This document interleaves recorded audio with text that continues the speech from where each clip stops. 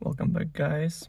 In this video I'm gonna show you how to change font on your iPhone 15 and 15 Pro Max. So first thing first, open settings, then go to display and brightness,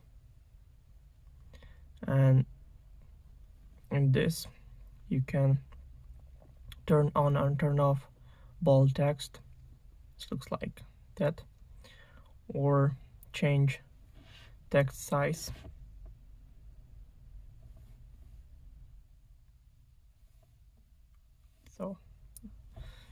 And also make text larger